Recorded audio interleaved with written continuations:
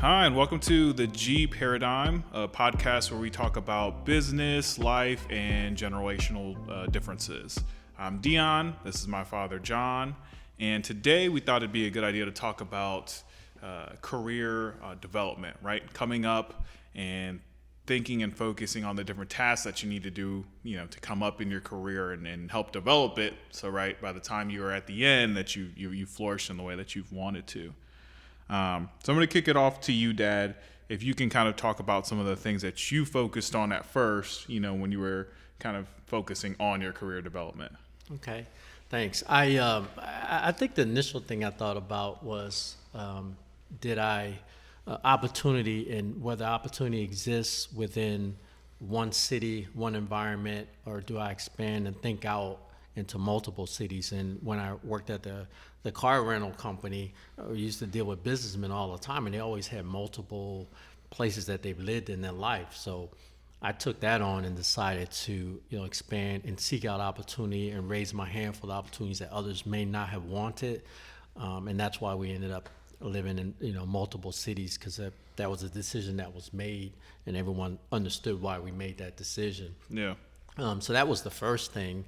Another thing I thought about, really before getting started is, I didn't have all the experience in the world, and so I needed to, create a circle of knowledgeable people around me for important, critical decisions that I would have had to make during my career, personally and professionally. And so I started that. I had obviously I had my dad, and my dad had 35 years of working at Exxon. In a couple different environments, and Philadelphia and Texas. So, he brought a certain amount of experience to in place as well for me. So, and then I certainly use my wife as well, because female, different perspective. Someone that certainly would challenge me, which is needed, right? Versus having a friend that won't challenge you. So that was important. I had a friend also that worked in HR, so he understood the landscape, the succession and the training and all those things that are secretly talked about in the world of HR. That was important for me to understand. And then I had finally two others within a company or within an organization, one at a higher level, which helped, right, to see things from a leader in a higher place, and the other one was normally someone that was equivalent to me from a position perspective. So I had that circle, and I think those were the two most important things in getting started, to have good advice, subject matter experts, and then understanding what path that you wanted to take, moving forward. No, I think those are good.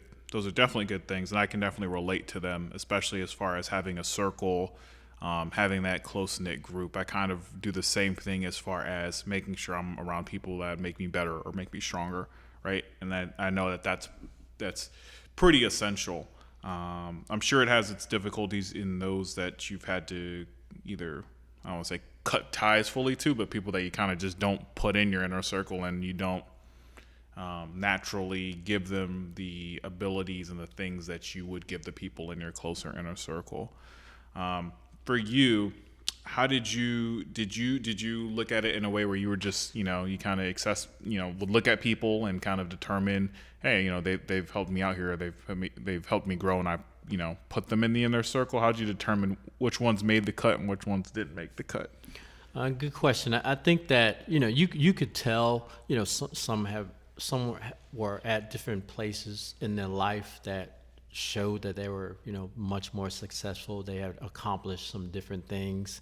That could be position, title, the way that they live their life, the way that they have their family. That's how you make that circle. I think that at the same time, you have to be careful with that too, because you still want to invite others, because others are still different than you. Yep. And what you don't want to get caught is in that silo of the same as you. Yep. Because the same as you doesn't really gain anything for you, right? You need different types of people, different mindset, different cultures, different backgrounds. Yep. So, it was pretty easy to understand those that you could tell their intellect, you can tell their experiences, and that pretty much, it was easy to make that selection. When you also spoke about, traveling, right? So, growing up, I remember we traveled, or we moved quite frequently. I remember I always knew that you were kind of hustling. I knew that we were moving place to place, and I knew that you were, kind of coming up and getting promotions. I didn't know the full context, obviously, as a kid, but I do remember that we did move, quite frequently. Probably not an excessive amount, but I do remember. Yeah, we'd hop around. How did you make that call? And and I'm sure my mom's involved in that process, right? But like, how did you determine those factors in your career development? I found that if it's going to be a challenge for me, it was larger with respect to responsibility or the understanding a landscape that was, something that, had a urge for, understanding I would grow as a professional, maybe title, maybe position, maybe economically. Then if I saw that, then I pretty much was going to raise my hand for it regardless. And your mom was all for it. Didn't really matter. Yeah. I always thought it was going to be like a pit stop because I believed if I went somewhere and did what I was supposed to do, we would only be there 2 or 3 years. Well, what's wrong with 2 or 3 years and continuous movement after that? So that's what I decided to do. Was there a time where, and I'm putting you on the spot, was there a time where you guys definitely disagreed, where you thought a place would be more advantageous to you and she didn't, or I don't know, anything like that? Well, if we didn't disagree at moving to Omaha, Nebraska, then everything was pretty much fair game. Yeah, fair point. But I would say that I don't think we disagreed, but where I should have probably taken more time is when we first came to Florida. And I was, running the airport facility, and that was the car rental world. And when you make it to Florida, it's the ultimate because there's nothing busier than Florida with Disney and everything. And the car rental world, where I should have sat probably a little bit longer. I had a super intelligent boss. He's the one that really brought me to that company, and I should have sat there longer. But what I did was, I decided an opportunity came up to be a general manager. I was excited about that. That was a goal at that time, to go back to Detroit. But I ended up and I was, at that time I was making 70 grand. I thought I was rich. I thought I was a millionaire. And so I took it. But what happened was I ended up in a upside down place that needed a quick turnaround. I had a horrible leadership team, and I needed more time. Right, to understand that where I was in my career, but I didn't get that much time.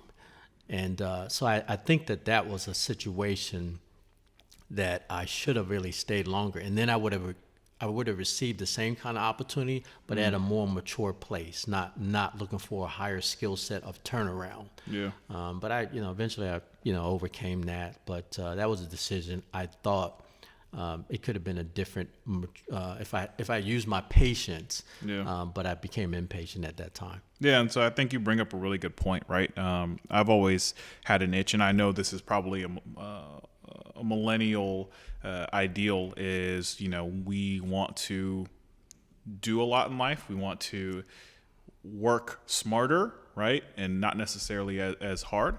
And one of the big things for me is, if I don't see the foresight, or if I don't see the finish line or the vision of what is next for me in a certain position, I would definitely feel the anxiousness to move on to bigger and better things. The company that I've been at currently for 4 years, they've always done a good job at giving me what was next. If that was a specialist role to a manager role, or to a different role from there, they've always done a good job at letting me see what that looks like. And so I always knew where I was running to. I always knew the direction in which I was running to. But at the same time, it's always been, if my timetable is probably short in terms of after a couple of years, I'm going to start getting an itch, right? How do you, for you, you can obviously see that patience there. Do you recommend, someone from my generation to kind of slow it down a little bit? Or do you think that it's good to have that eagerness, right? Because we'll determine it as that's hunger, right? I want to keep going and keep growing. No, I think that part, I think that part is really contagious, right, to anyone else within the organization. So I definitely won't say slow that part down. But I think, the wiser piece of that is entertaining what is there. So that doesn't necessarily mean that job hopping or moving around quickly, you don't really have to do that if you're in the right environment and you have opportunity. So, I mean, at least so my experience when I was in the car rental world, there was always opportunity, especially for me because I had to relocate. But every city met 200 employees and 500 cars, or 500 employees and 1,000 cars. So everyone was of growth. So I can talk about the Omaha, Nebraska, but again, Florida was the top, right? That was the largest. So that was a lot of internal movement within the organization. And then the current company I'm with now, it's the same thing. I probably have 4 positions within a 10-year, 12-year span. That's still okay as it relates to movement. What you don't want to get caught into is now where companies are at the new normal of how their business should run. So the scale of the wages is different than when I started. It's probably a little lower. The amount of people is probably less. There's a lot of acquisition and merger movement. All these things you're gonna be the product of movement because of what companies do. Not because of really what you do. If you have the mentality and you want to do a whole lot and hop a whole lot, and you match that in with what companies are doing, then you're never going to get stable. You're never going to sit in a place to gain the knowledge, the education, or the income that you want. So it is dangerous. But if you pursue it now, you're in a growth company, and things are going to pop up every 2 years. They're going to create position for you. Right. That's the ultimate. Everybody doesn't have a chance to be in a situation like that growth type company. But if you're in there, recognize it, understand it, and then play to it, and push it to its max.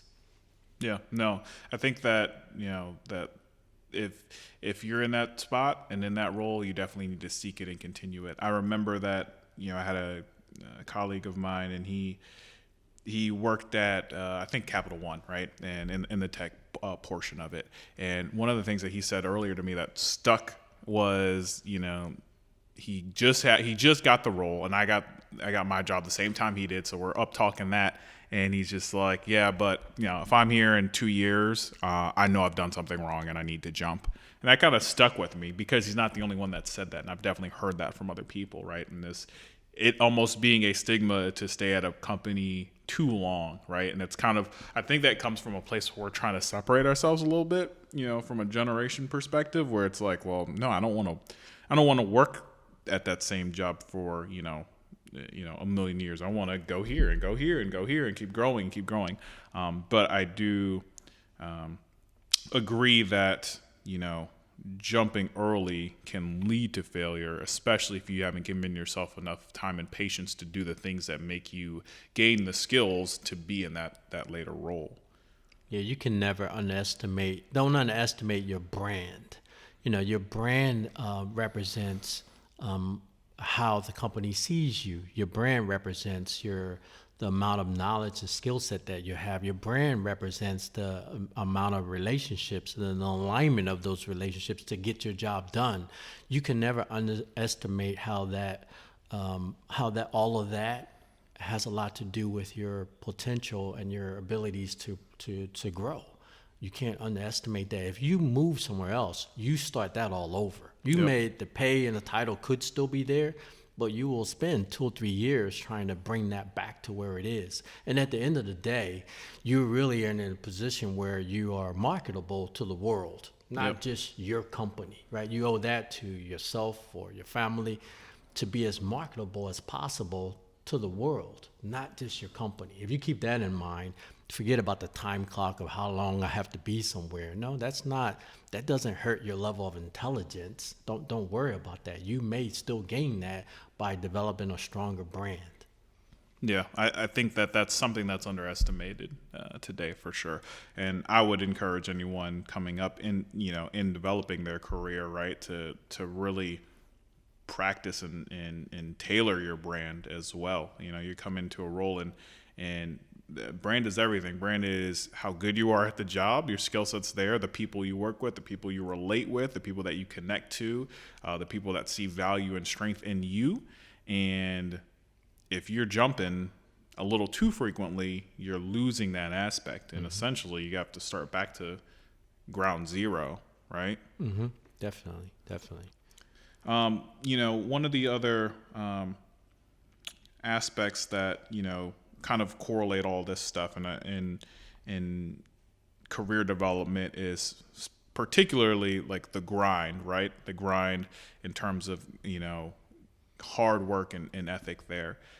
One of the things I know that I remember having differences on, whether it was good or for worst, is, it's one of my favorite stories, but it's one that, when I was 18 and we just moved back to Florida, I was, eagerly looking for a job, and it's just, going to school and looking for a job at the same time. And I just wanted something where I could, have some extra money, right, and hang out with my friends and all that.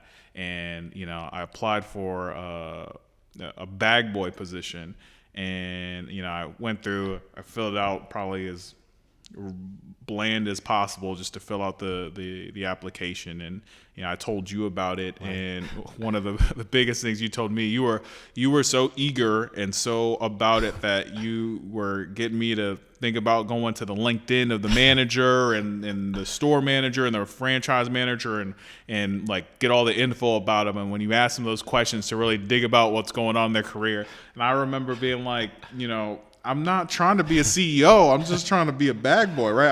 I'm bagging groceries. I'm not doing anything, special here. I just want to make a check and hang out with my friends. Right, But right. That being said, and I know we laugh at that a lot. Yeah, and okay, so maybe I got carried away with it.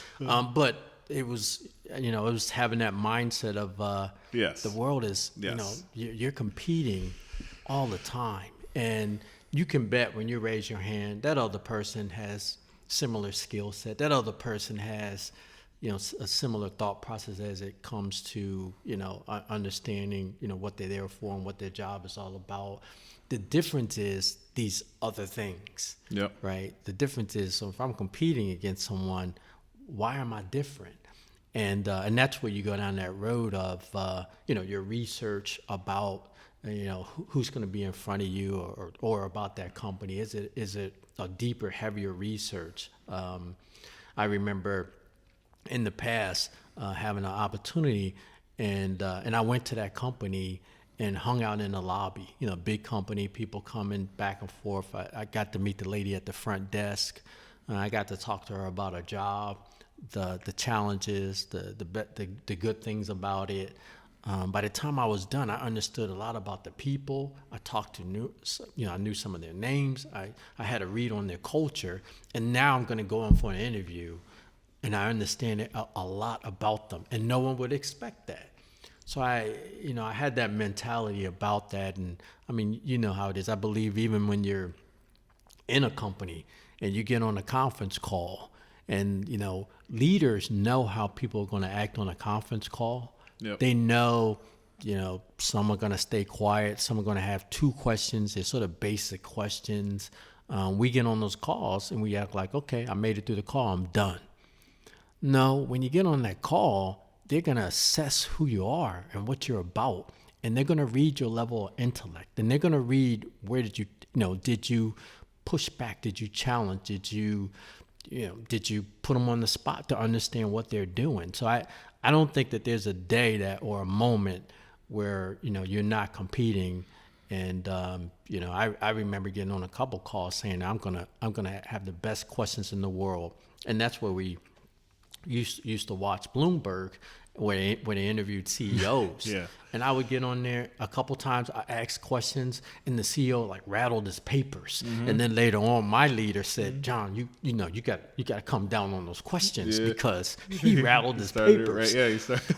But even though I had to do that, that was a home run because I was trying to deal with him and his level of intellect when I did that. So every avenue of whether it's interview or whether you're inside the company, I think that you're competing. And I think that it's easier to separate yourself from someone when they just do the normal thing and you don't. So, even though I got carried away back then. I mean, that's the moral of that story, right? I mean, we look back at it now, but it definitely told me that, you know, you can't just, you need to be coming at this at a level that you really want it. And I think between that and, you know, jokingly, Bloomberg since I was a child is something that's been on in the house on the weekends, and we joke about it. And I remember being like, "Oh, it's so boring. Like, why are you watching this?" Right? Yeah. But you're training. You're always training and getting better at and stuff. You never say I want this and that, and then you try to become this and that. Yeah. You become it now. Right. You speak now that way. You act now that way before the opportunity ever comes your way. I never thought that someone, when they find out there's a job opportunity, and then for the first time they try to study for it and they raise their hand for it. I think, especially, you know, if you take someone in your company, a growth company, you know they're going to grow next year. You know they're going to add some positions. You don't know what they're going to be, but you already know that. Why wouldn't you prepare for that every day now before the opportunity arises? And you know that because you practice. Yeah, I mean that's stuff that you've told me, and I've done that, right? I mean, there was definitely you know, a position that I was going for, and I did that, and so they knew. You know, 5-6 months before the position was open, didn't even know if it was going to be open. And I told them I was interested. I was passionate about it. I did certifications and things so that they would know. And so when the job opened, they already knew. I mean, they knew ahead of time. I didn't even have to say much. I, you know, got to my resume and did the things I was supposed to do. But they knew in their head. They knew I was going for it. They knew I did certifications, and they were already, you know, doing all those pre-steps just made it so much more easier at the end because they knew I was hungry and they knew that I was going for it ahead of time. So that's definitely a stronger aspect. Same thing about education. You know. It's so much easier. So in the 18 years I've been with the current company, probably 15 years in a row, I put a paper in front of a boss and said, "Please sign this. I want to take this. You know, I'm getting reimbursed for it. The company's paying for it. I'll take this. It doesn't matter." Sometimes it was working on the skill set of mine, something that I wasn't so strong with. Sometimes it was about where we're going to be in the future. 18 years it's a reimbursement program. They're never going to say no to me. They hire me. I'm going to make them better. I've done that many times in a row. I think it's a mistake to pass up that kind of opportunity because, again, you're going to be marketable to the world one day. Go ahead, take advantage of those resources, whether you use them internally or you use them somewhere else one day. Yeah, no, that's tremendous value. What values do you think that you gained from my granddad, your dad, in terms of, you know, I know you probably came up and did things differently, just like how I'm doing things differently to a degree, right? I think some of these things are core and they kind of stay with you, right? Like, you know, prepping, doing those things. But what things did you kind of take and maybe didn't take as well? No, I think that one of the biggest things I took from him is his grind, you know, so... You know, there was no difficult situation. Everyone there's always an answer to it. His availability, it's not really a 8-hour day job. He was available 24/7 every day, and that happens to be the current job that I'm in today. So that was, you know, easily a transferable thing. And then just his patience, you know, I think that sort of runs in the G paradigm all the way from him to me to you. Yeah, I try. Is to be able to take a step back. There are no quick answers immediately. Take a step back. If you put a day or so into your thought process, you're really going to come up with the best solutions versus, reacting too quickly and too fast. So I think those are some of the business strengths. So, probably some of the differences is, the landscape's a little bit different from a political perspective. Yeah. You probably have to be more politically savvy. I had to be, and you have to be even more so on that stage. So, I mean, that's one of the differences. And, he didn't have the easy access to education back then. Right. He's self-taught or, did his own thing and did well doing his own thing. So much is handed to us more so on a platter than back then. So those are probably the most important takeaways and a few of the differences as well. Yeah, I watched, quite a bit of like different motivational speakers and business analysts and kind of one of the things I like to keep in mind, right, is, a lot of them will say that if you take someone like Granddad, right, and his work ethic, and if you were to like take him, in a time machine and put him into today's standards, how like you would see how much he could flourish with that type of work ethic in today's culture. Yeah, he would kill it. And I like to think about that all the time when I'm doing things.